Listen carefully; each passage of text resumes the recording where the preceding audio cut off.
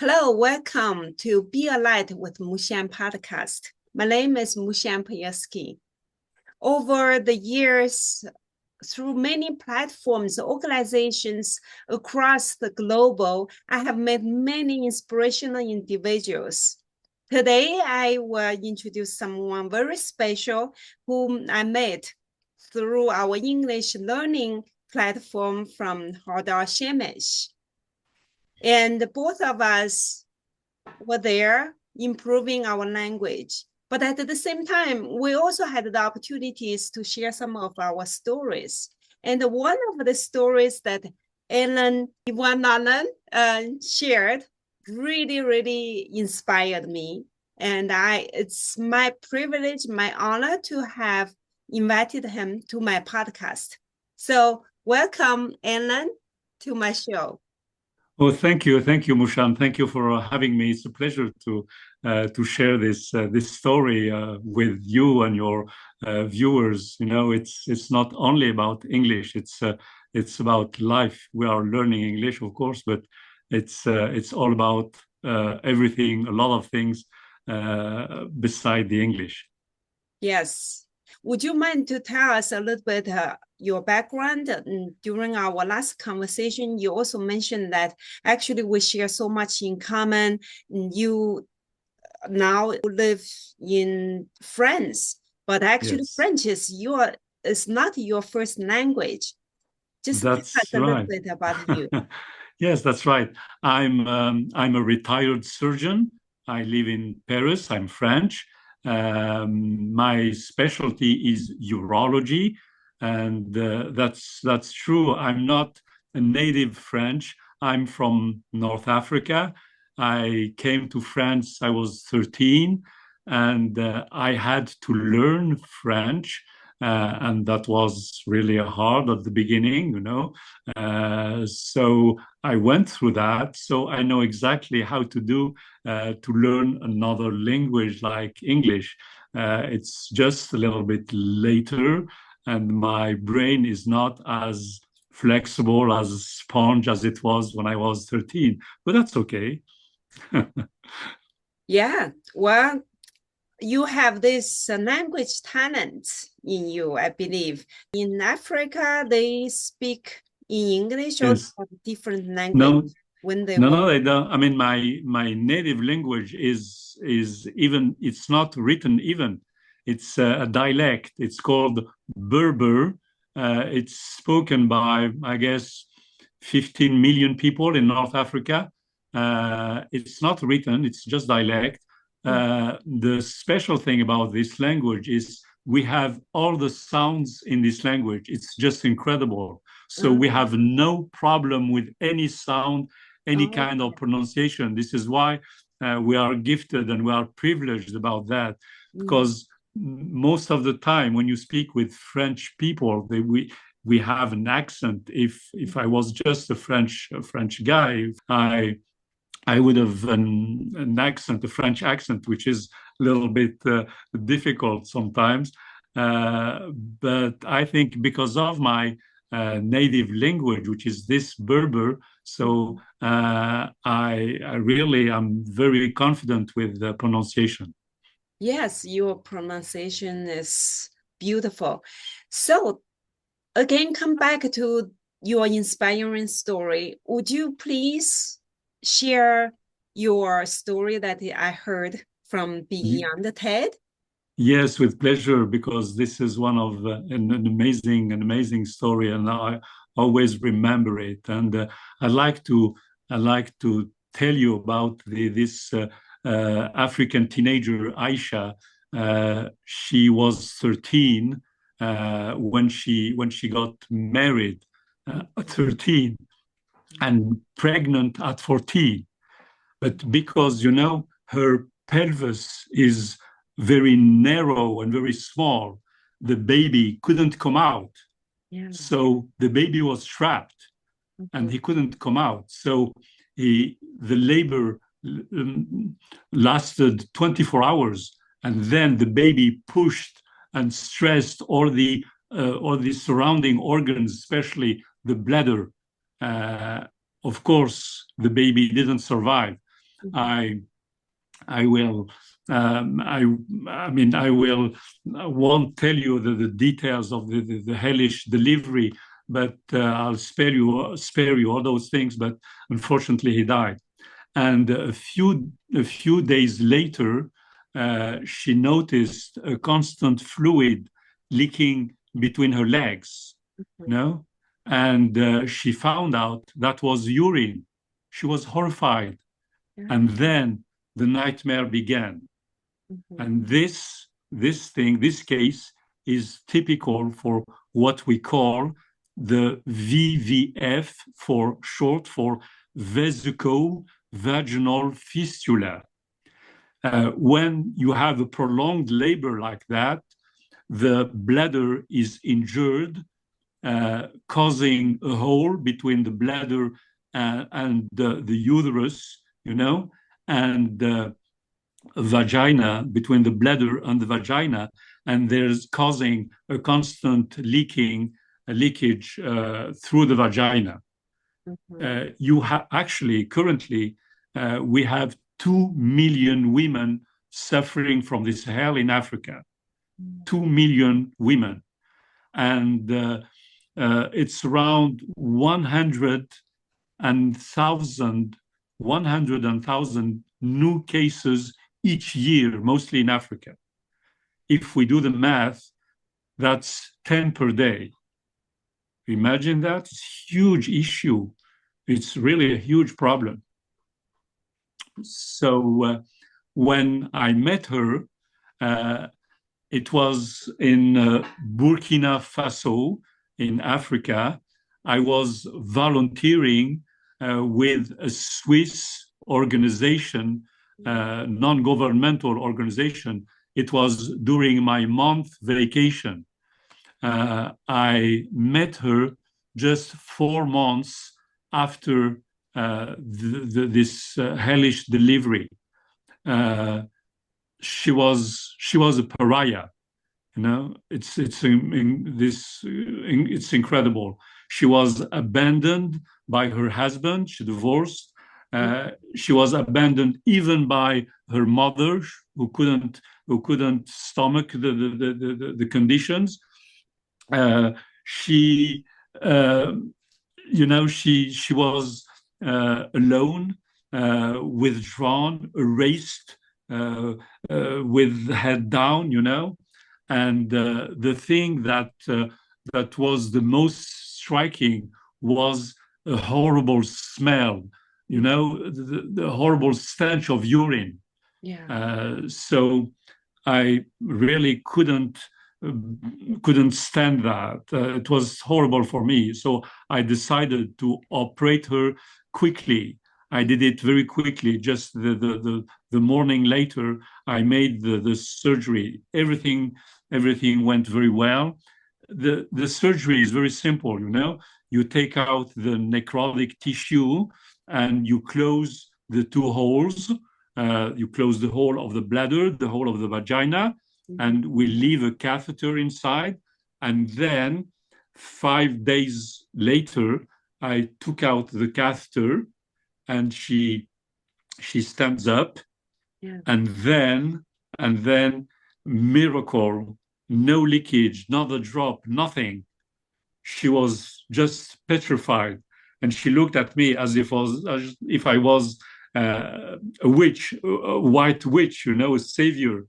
And despite you have to understand that despite the norms of social distancing in Africa, maybe in Asia also, despite all of that, she grabbed my hands, and I was embarrassed, because, and she knelt down, and then she started crying, crying of joy.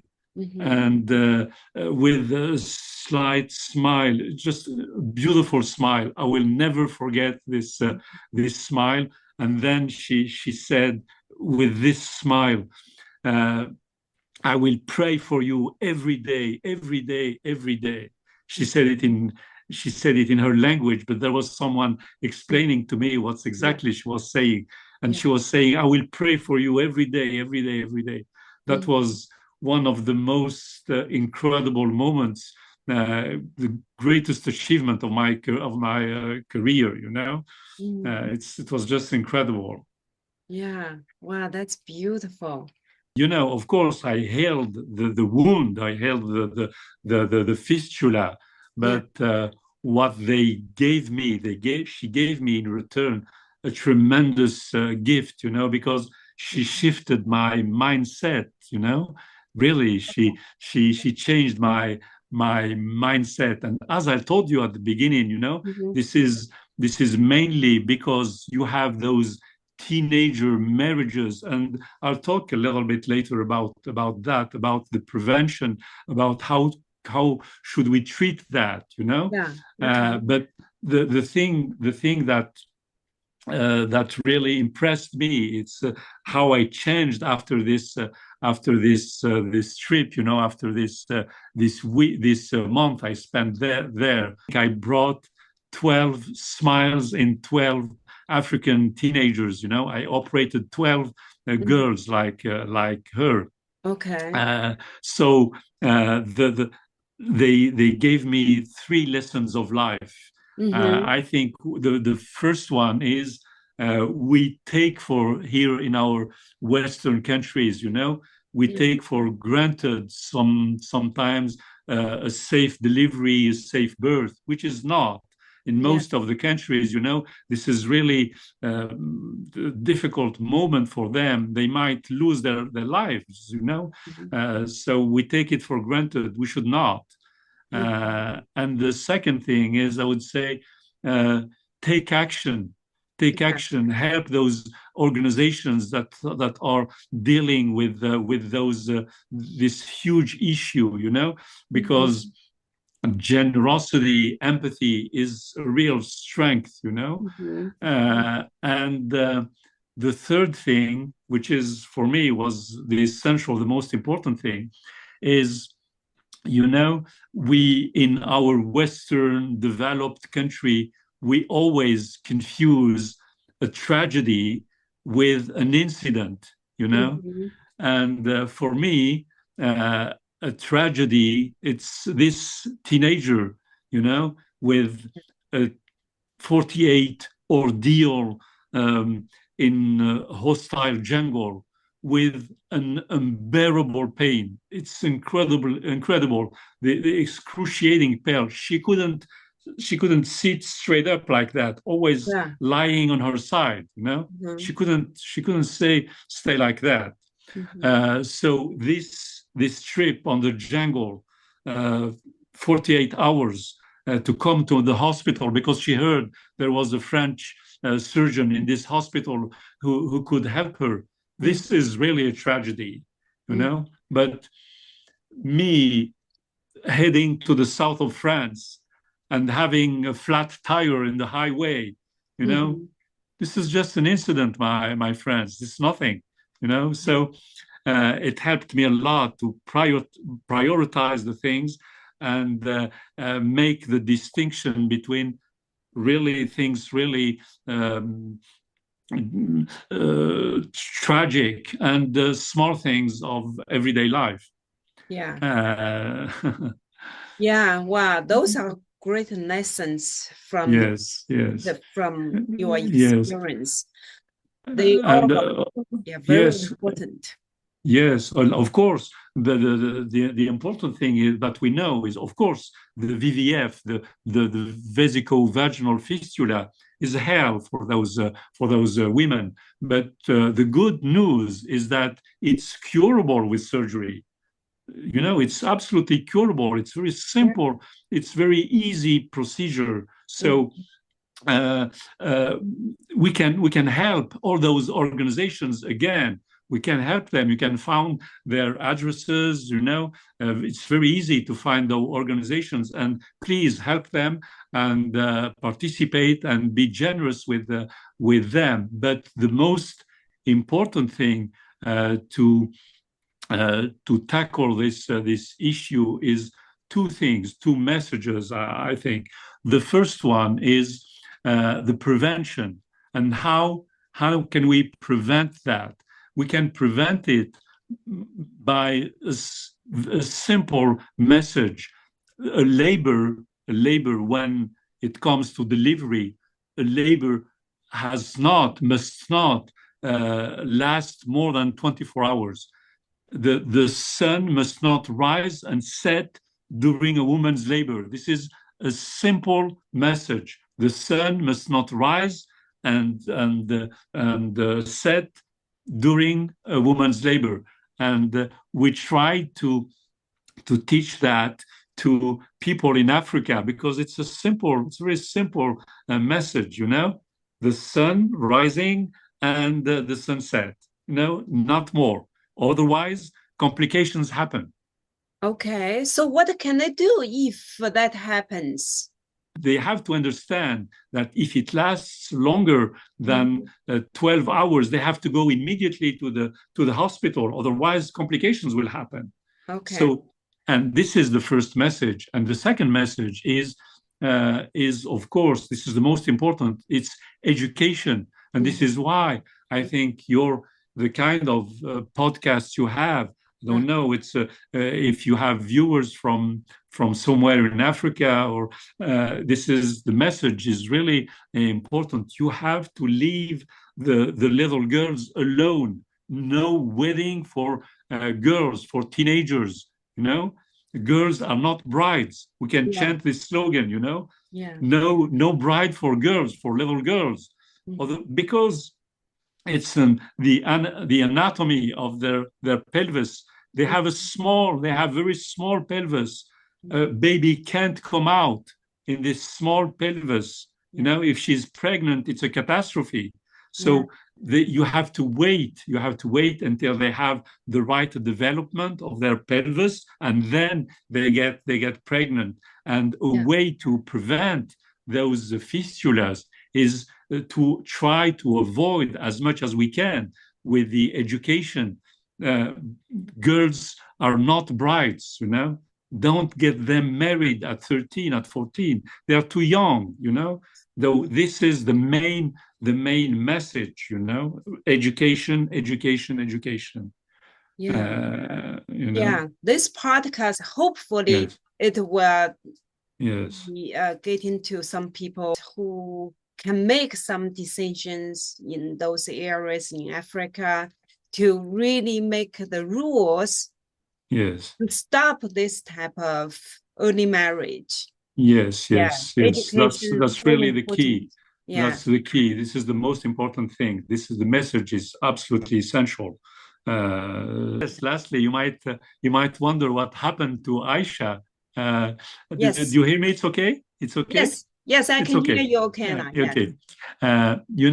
15 years later, I received a letter from Africa with an African stamp. Okay. And inside the letter, there were two things.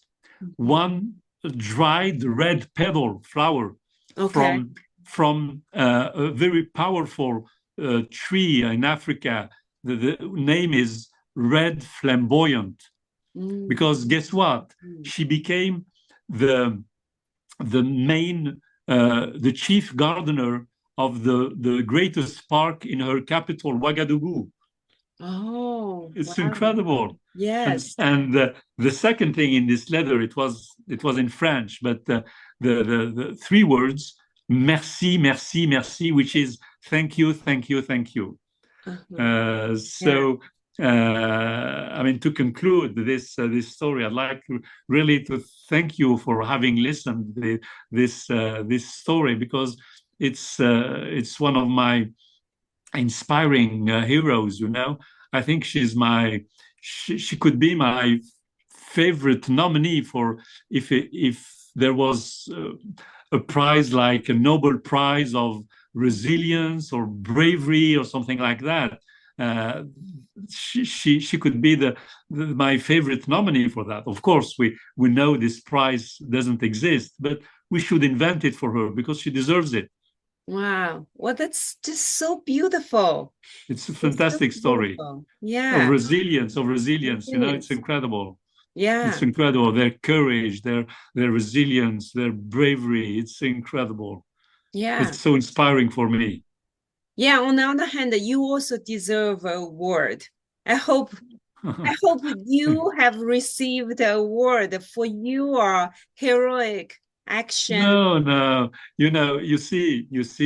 I'll tell you a secret. Sometimes Mhm. in the subway here in Paris, sometimes with a crowded people, surrounding me in the subway. Yeah. And when I feel this oppression, I Uh-huh. just I just take a step back Yeah. and think about those 12 teenagers somewhere in Africa, Yeah. and then that brings immediately a slight smile in my face. And people would ask, how come we Yeah. are in this crowded subway and there's someone there smiling? What's wrong with him? You know, Yeah. just Because thinking about those small things. yeah. I know that somewhere in Africa, a few teenagers are maybe won't forget my mission there. So it's a great joy and a great accomplishment for me. Yeah. Yeah. Wow. That is an amazing thing that you did for them. You literally saved their lives. And also you impacted so many people in that country, in that area. And what you did is truly something very inspirational. And Thank that's you. the very mission of my podcast is to spread, to advocate for kindness and positivity. And I'm I'm yeah, really I'm really pleased, to share this story. I think it's really worth it because of their courage and bravery. mhm, And yeah. What I experienced is far less severe than what that girl experienced. But I can relate in some way. To be honest, my own sister, who was married when she was only 16, and she was kind of also forced to be married. And also, yes, and when I grew up, I was totally neglected. Like my parents didn't pay much attention to me just because I was a girl. But after hearing the story that you shared, I felt like we are so lucky. I'm so lucky. yes, I that's always right. feel so lucky. That's right. And the stories like this can really bring a different perspective for people to Yes, cherish their life more, to absolutely. evaluate their situation better. As you mentioned, a lot of the things that happen in our lives, they are simply instants. They are far from tragedy. They are far from tragic That's right. events. Yes, yes, Yeah. that's right. That's right. And we take for granted a lot of things. But we have to remember that in many countries around the world, they unfortunately don't have those chances, and we should Yes. we should feel really privileged. Yes, yeah. So thank you so much for your kindness, your generosity to share Thank you. such inspiring story. And now come back to the language since we mentioned where we met. I am very curious about your way of practicing your English because I remember you joined the New Sound, which is the program that both of us participated in just a year ago, right? Or less than That's a year right. ago. That's And you right. said you will not be able to speak the language Yes, before. that's right. Now you're fluent. I mean, a year ago, at least a year ago, Yeah. really, I couldn't say a sentence in English, at least with confidence. And I I came across Hadar, and that immediately clicked, and I matched with her voice, with her way of teaching, and based on repetition. I think this is really the key. The repetition. And this is what I did when I learned French in the beginning of my coming to France. I found this method immediately efficient. It might sound weird at the beginning, this repetition, but with that you get confident with I'm obsessed with the pronunciation, because I think when you get accurate, when you have the accuracy, then you gain the confidence, and then you become fluent. It comes with the accuracy, and you have to repeat a lot, and shadow, echoing hadar, and repeating phrases over and over.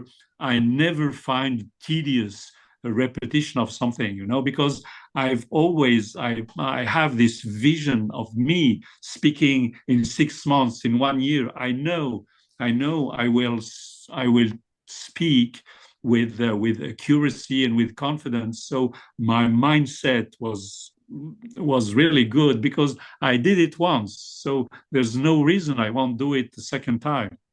Yeah. So and this mindset is absolutely essential when it comes to learn an English language, or another second language. This mindset is absolutely essential. You have to deal with that and say that, okay, I'm going to repeat it 20 times, 30 times, 50 times. It doesn't matter. I have my goal. I fixed my goal, and I see myself in 1 year speaking totally confident and with power in my words, knowing exactly where's my mouth, where's my tongue, what my cheeks, my diaphragm are doing, analyzing and breaking out all those things. And I like the way Hadar is really breaking out the sounds and repeating them again and again and again. Yes. Yeah, the way how you practice and the determination that you have, it's just so motivating. Yes. Many people at your age, they would think they can't learn a thing, or they passed the golden learning time or something. But you are doing so great. That alone is very inspiring. I'm an eternal student. I'm always learning, always. Currently I'm learning Italian too. I'm not spending as much time as in English, of course. I'm learning Italian. I'm spending half an hour every day, because one of my goals is to go to the arena of Verona and to listen an opera in an original version in Italian. I'd like to do that. So I'm working very hard on it.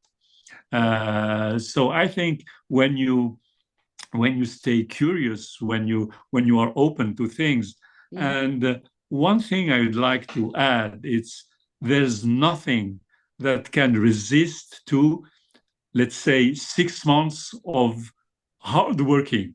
If you work hard on something, any topic, 6 months, then you can master it. Any topic, you can, if you are consistent, if you have the willingness of doing it, if you are consistent. There's no way any topic, if you work hard, you can really get better and even master it. And I'm the real life proof that it's possible. Of course, I worked a lot. It doesn't come like that as a sudden. I worked a lot, but I think you can do that with hard work every day, consistently repeating. And maybe we can share a few other tricks in the future about the way I implement the Hadar's method in my day-to-day life, but consistency and willingness, really, and fix a goal in 6 months, 1 year, and visualize yourself speaking with fluency, and have this image in your brain helps a lot when it comes to everyday difficult, when you feel stuck, things are not advancing very well, so if you recall this image in your brain, so it helps you to overcome those everyday obstacles. So mindset, and also visualize your future. Yes, very important. Where you want to be. Yes, for me, it's very, very important. I mean, 1 year ago, I visualized myself like now, talking to you. I said to myself, why? I mean, it's possible. I can do it. Other people did it, so why not me? I can do it, and I will do it, and I will do it. But it needs, of course, a lot of work, everyday work. I'm retired right now, so I work 3 hours every day. So not a lot of people can offer that for now every day. We can work. Okay, you can do it in 2 years, 3 years, and if you are younger than me, you can do it quicker than me. Because your brain is more agile. It's more like a sponge, which is not mine because I'm older than you. But you can do it in 2 years, 3 years if you work only 1 hour every day. But consistency, that's the key. Yes. Thank you so much for sharing. You're welcome. I'm sure in front of me, the audience is dying to know your tricks and tips. I don't want to save it for another episode. Would you like to briefly share your tricks and tips? Yes, of course. For your language transformation? Yes, I think yes, we can do that in the next episode. We can do that. Would you like? Would you mind to share it now? Oh, okay, now, okay, of course. One of the main thing is how to expand your vocabulary, for example. And I have an American TV channel or two or three of them. So I used to watch them at the beginning. It was on a slow motion, instead of one, let's say 0.75 or half motion, so reduce the speed of the TV channel, and then each time I notice a new word, I pause the video, and then I go to an app. I send you last time the app. I send you the name of the application, to translate. And in this app, you have a lot of things. You have, of course, the translation. You have the pronunciation of the word, and in addition of that, you have 5 sentences, 5 examples about this word. And you can, of course, I listen to all of them twice, 3 times. I shadow them, I repeat them while listening to the sentences, and I notice every new word. So imagine, with one word at the beginning, I'm gaining maybe 5, 6, 10 words each time. And if you do the math every day, let's say I have 10 new words, so that's 50, 60 new words every day. And in the month, it's a huge amount of words, and not only words, but the pronunciation and the idioms, and sometimes the single things, very, very, very obvious things, because sometimes when you learn a language, you can say very fancy things, you know? You can say very philosophical things, very complicated, sophisticated things, but you can't say, I go for this at the restaurant, you know? I'd like a reservation for this thing. I can't say that, but I can say very fancy, very complicated things. But you can say very simple things. And in this kind of channel TV series, and when you pause, then you discover a lot of single, very common phrases, everyday phrases, you know, and you repeat them over and over. So you expand your vocabulary, the idioms, the phrasal verbs, the all those things. Yeah. So what TV channel do you watch? It's TYT. TYT. Okay. It's one of the biggest TV channel in the US. It's run by two people. One, the man is Turkish, and the woman, she's Armenian. You know, you see, so they are really open-minded. You know, yeah, because second language thing. It's incredible. You know, yeah. And I like their voices. You know, and I think this is something really interesting. You have to pick a voice that you like. You know. And to say, okay, I'm doing the journey with this person because I like his voice. It's a smooth voice. Yes. And this is how I learned French, because at that time when I learned French, we had nothing. We didn't have internet, we didn't have online things, CD. We have just the radio. Yes. So I picked a radio host with a smooth, nice voice, and I would listen to him every evening, 3-4 hours every evening, you know, repeating, shadowing him. This is how I learned French. Wow. At that time, we had nothing. Yeah. Now everything is easy, you know, online you have everything. You have YouTube, you have the videos, you have the all those apps, you have a lot of things. But at that time we didn't have a lot of things. But the idea is it's always the same. Yes. The concept is the same. It's just shadowing and repeating.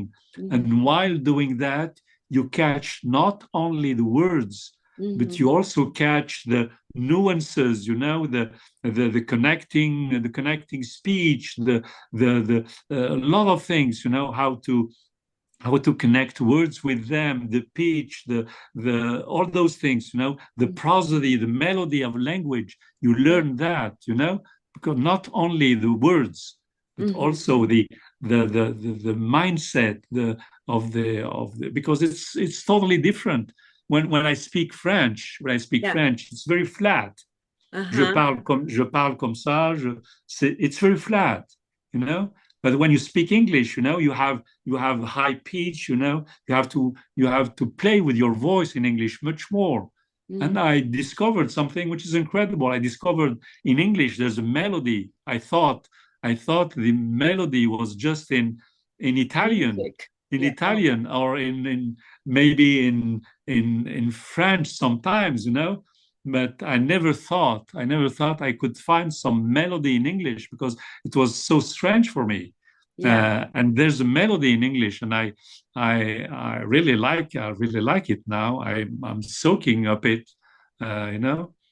Yeah, wow, that's just so fascinating, the technique you use, which is common. It's very common. Not many people can do it, as you said. Not many people can do it persistently. Many of the people from my audience are English learners, because I'm an English learner. And so how you memorize those words, because sometimes we memorize the words, but if we don't use it, a few days later we forget. That's right. That's a very important question. It's a very interesting one. I have I have a notebook here, you know, with and all the new words, I write them down.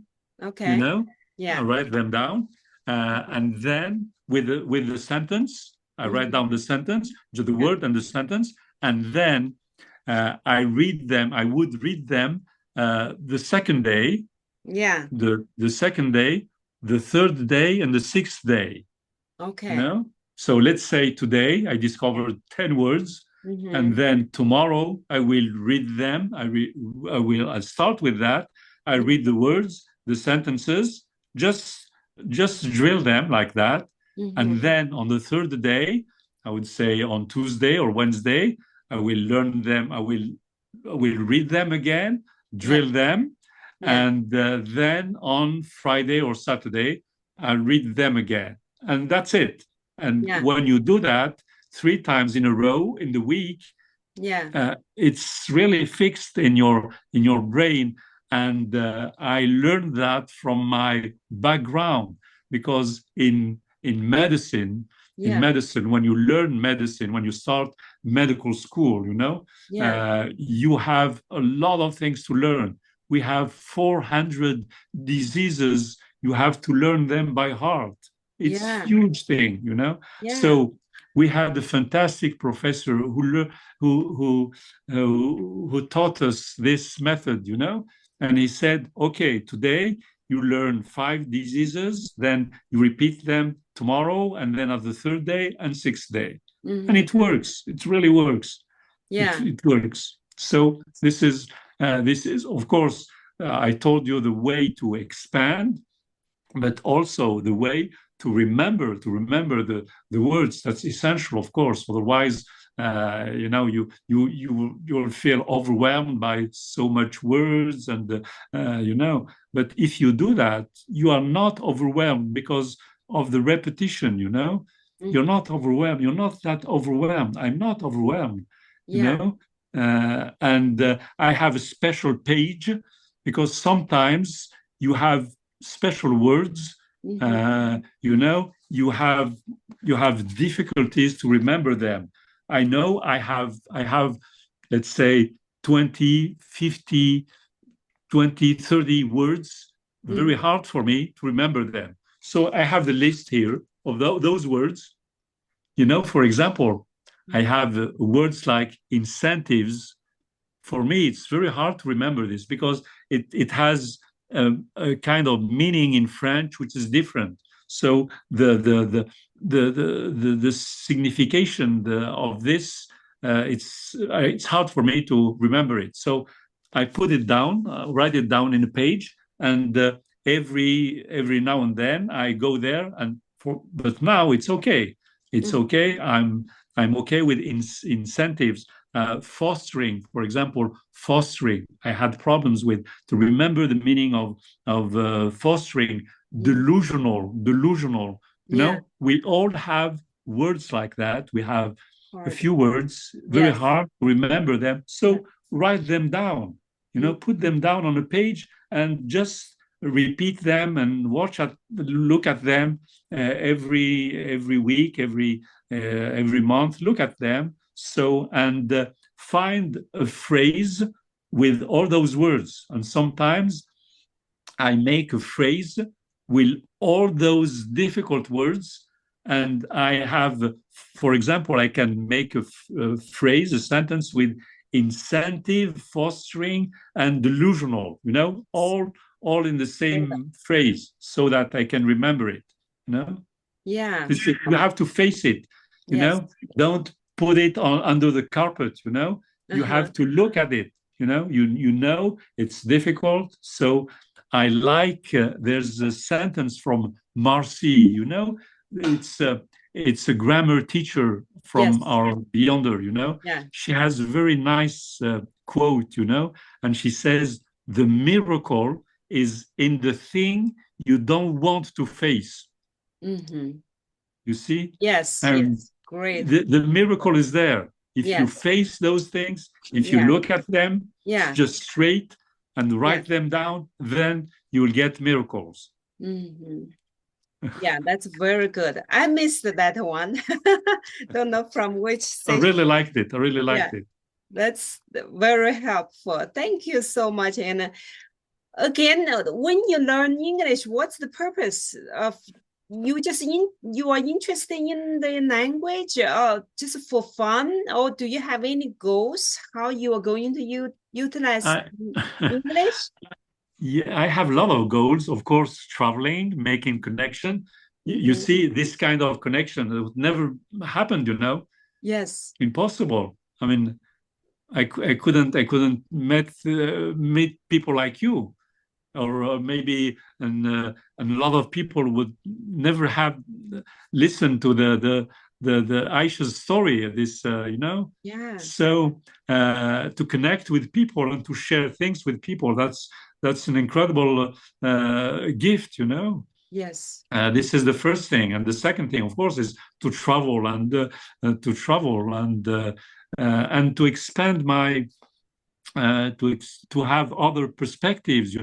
For example, when I'm passionate about art, in general. So when I go to a museum, I take an audio guide in English. Yes. So I have another perspective on the paintings, on the sculptures. I discover some masterpieces with an English point of view, which is totally different. So it's interesting. So that changed a little bit my perspective and my view of things. And the other thing is, I have 3 grandsons. Okay. 10, 5, and 3. So I'm a teacher, and it's incredible their improvements. They have the R, for example, the R. It's just crisp and splendid. It's incredible, and you learn a lot by teaching. When you teach, you learn. Yes. And I'm a teacher right now, so and I have special connections with my grandsons, which is incredible, and they'll remember their grandpa. This is the most fantastic legacy I could give them. Yes. It's much more valuable than money. Yeah. Just to learn them English, and they are incredibly fluent. Incredibly, especially the one who is 10. Okay. And I posted the tongue twister with him. Yeah, I remember. You see? Did you see that? Okay. I saw that. He's incredible. Yes. He's just incredible. Yeah. He has, and I have an incredible story. It was 2 weeks ago. We went to a museum with him, and we had an old lady, struggling with a lot of things. So we helped her a little bit, and she looked at us. She was from Texas. She was from Texas, and so we looked at her, and I told her, "Oh, you're from Texas. My grandson has 2 or 3 tongue twister. I'm going to ask him to to tell you the tongue twister." She was really, he blew her away. Yeah. It's incredible. She said, "Oh, he's speaking like a New Yorker through and through." Wow. His R, his pronunciation was so crisp, so good. Wow. It was really a pleasure. I agree. That's the best legacy you can leave. Yes, that's right. Yeah. That's right. The Your best one. grandchildren. Yes. Knowledge, and also mindset, and also the attitude. Yes, of course. Of course. And also we have this special connection with them. I have this appointment, this meeting with my grandsons every week, 2 or 3 times a week, which is something, because I didn't have this kind of connection with them before. So English brought me this connection with them, and they are opening their minds, and they will remember their grandpa. Yeah, that's amazing. Amazing, yes. What a beautiful bonding method. Yes. That's right. That's right. Wonderful. So, I thank you so much for sharing the wonderful stories from your life that inspired you, that really left long-lasting impression on you, and that can impact on so many people's lives, from being a surgeon who saved so many lives, and also from enthusiasts in language, and Yes, that's sharing right. such valuable tips with us. Yes.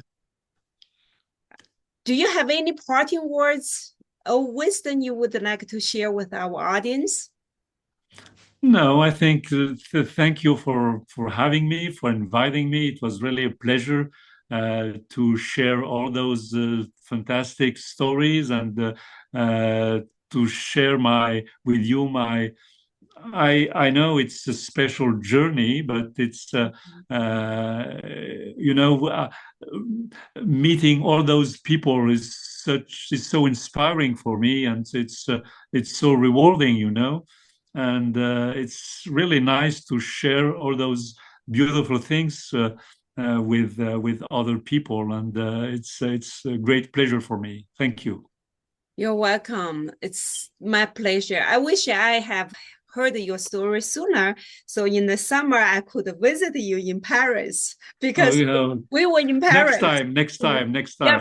But now we have this connection, and you're welcome to visit US. And also maybe next time when I go to Paris, I will visit you. Of course, you are welcome. Yeah. Welcome. With pleasure. Thank you. Yeah, thank you so Thank much. you. I also agree. This kind of connections are so precious. And that's right.